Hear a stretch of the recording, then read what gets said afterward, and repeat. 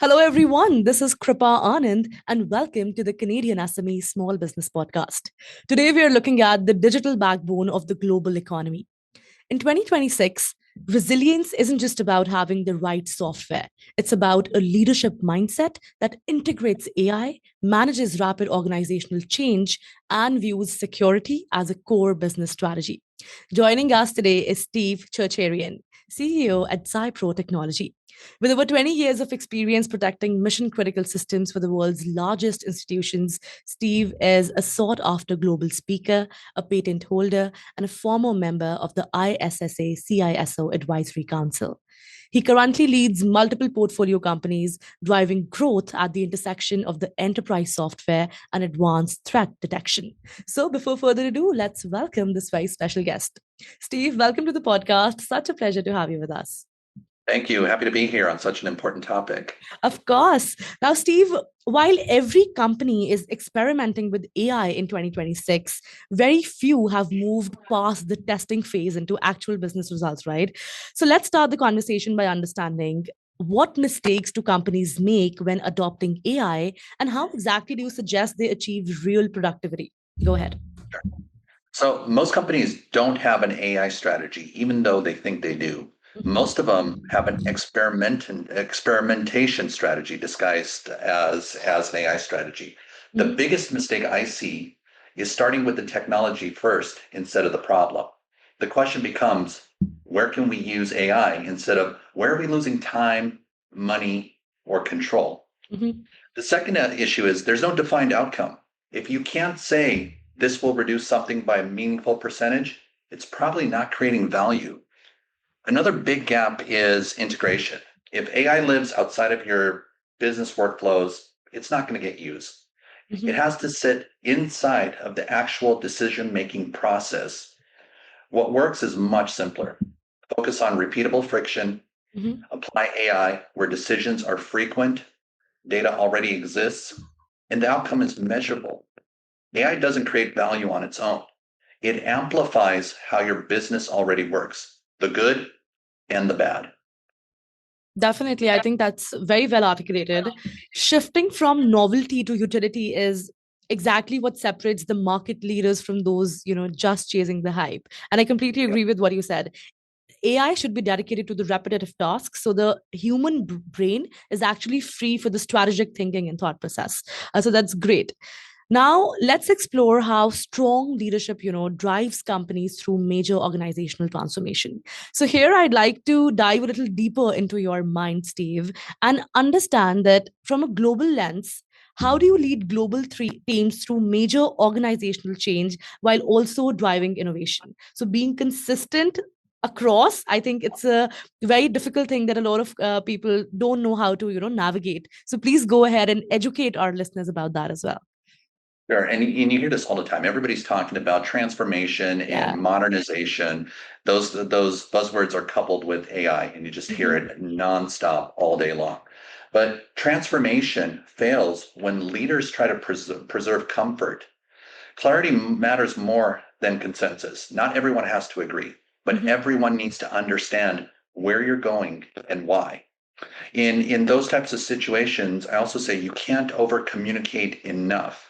When there's a gap in communication, people are going to fill it in themselves. They're going to fill it in with fear. They're going to fill it in with resistance. They're going to make assumptions because things were not communicated properly. So it's important to tie change to something real. A growth opportunity, survival of the business, new customers, but it's got to be something that it can understand and latch onto. People don't move for something that feels optional. So they've got to believe in it. And it starts from the leadership level, like I said. You also have to eliminate ambiguity. I see this quite often. Who owns what? What does success look like? And what's actually changing? That needs to be clear. When you're leading globally, you have to adjust how you communicate. Different regions respond differently to different styles. I mean, it's common sense. But the direction has to stay consistent. So you've got to be aware of your audience. You've got to be able to communicate with them effectively, but you've got to be consistent from geo to geo, from organization to organization. At the end of the day, people don't resist change. They resist unclear change, if they don't know where they fit in or where they're going, that's where the resistance is going to come from.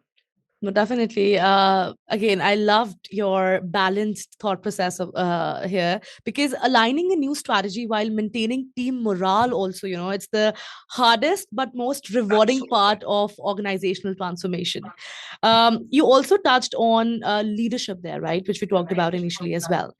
Now, let's explore the difference between cybersecurity and true digital resilience. Because, firstly, a lot of people don't even know what the true digital resilience actually means, right?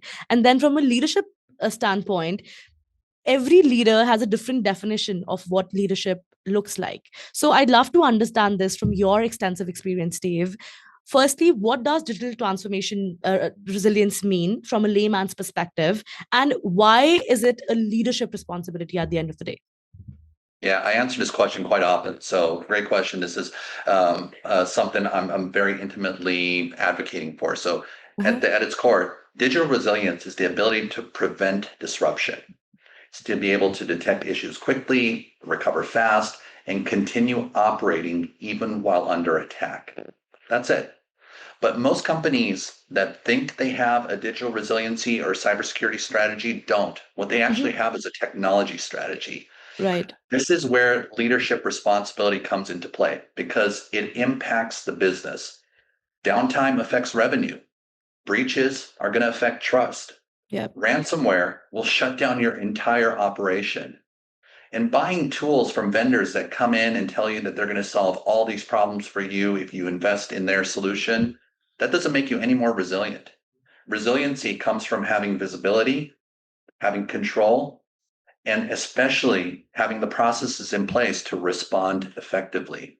I've seen situations where companies had to run their businesses on pen and paper for weeks after an attack because they weren't prepared.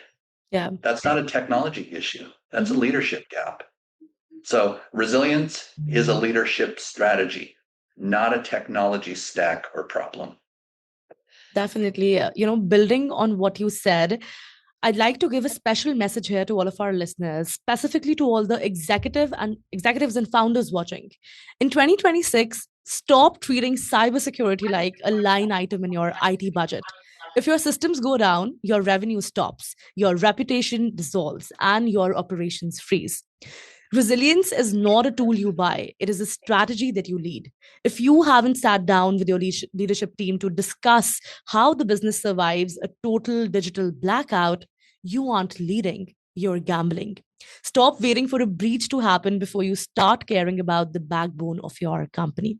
Coming back to you now, Steve, recognizing that resilience is a survival strategy, it ensures that the businesses can withstand the inevitable shocks of a digital economy. So thank you so much, for covering that part of the conversation. Now, moving ahead, let's explore the leadership lessons gained from, running global technology companies.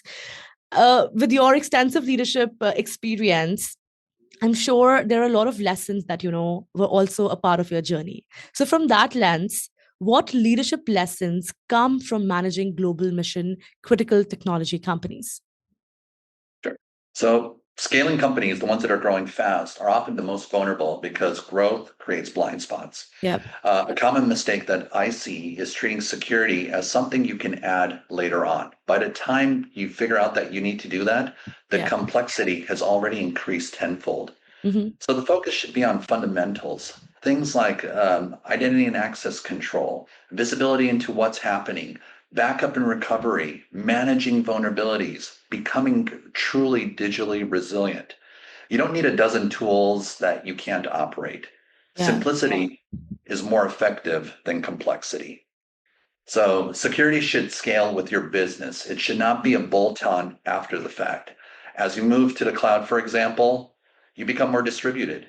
Your approach needs to evolve with that. And a lot of risk comes down to people and process. Things yeah. like misconfigurations, over Mhm. permissioned access, the lack of discipline. They say people are your weakest link when it comes to cybersecurity and digital resiliency. And it's 2026, and that still holds true because Mhm. you can have all these tools deployed all over the place, spend millions of dollars on the latest solution and whiz bang. but your people are still your weakest link. If your process is not evolving to 2026 standards, and in a lot of cases it's best practices, you've got a huge gap and a risk to your business.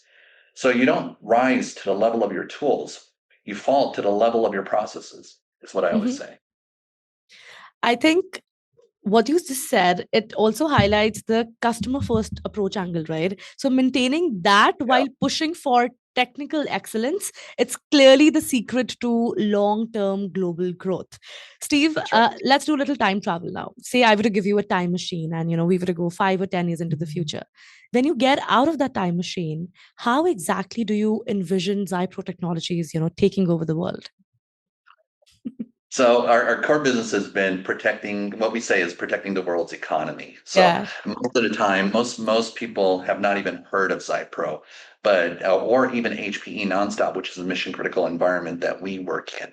But surprisingly, the most people will interact with Nonstop and XYPRO up to a dozen times a day. Take out your wallet out of your purse or your pants pocket. Look at all the logos on your credit cards. Those are all our customers. Those are the ones that we're protecting. So we'll continue working with our customers, partnering up with our customers, making sure that they are taken care of so they in turn can take care of the world's economy, no matter how it evolves 10 years from now, 20 years from now, 40 years from now. Is the style of transactions will change, but being able to power the world's economy in a more always on, always available method is going to be there. And that's where we'll fit in, is making sure that our customers are getting what they need so they in turn can offer the rest of the world what they need. Wow. You've painted quite a picture there. I think the future definitely looks very promising, and I'm loving this conversation, Steve. And definitely, I'd love for you to, be back, maybe an in-studio episode that we do the next. But for now, before we let you go, Steve, if there's one final piece of advice that you want our listeners to leave by, specifically leaders who are overwhelmed by AI and all these conversations and don't know where to take that first leap of faith from, if you could whisper one thing into their ear, what would you say and why? Yeah, I see this quite often. A lot of leaders feel overwhelmed because they're trying to absorb everything all at once instead of focusing on what actually matters. So what I would say is start by defining your top risks and your biggest inefficiencies.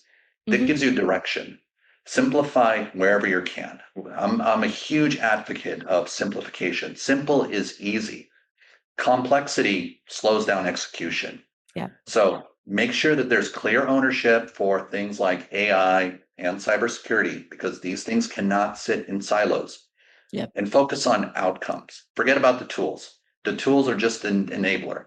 The outcome is what matters. Fewer tools, better execution. Clarity always beats complexity. Execution always beats intention. Start there is what I would say. Some golden words right there. That is a great reminder that simple strategic focus will always beat complex unmanaged technology. Steve, it was such a pleasure having you on the show. Thank you so much for joining us today. My pleasure. It was a lot of fun. Thank you for having me here. All right. That was Steve Tcherchian from XYPRO Technology, a masterclass in why digital resilience and AI strategy must be led from top down to truly safeguard our mission critical world. To all the listeners, thank you so much for tuning into the Canadian SME Small Business Podcast. Be sure to subscribe and visit CanadianSME.ca for more such resources.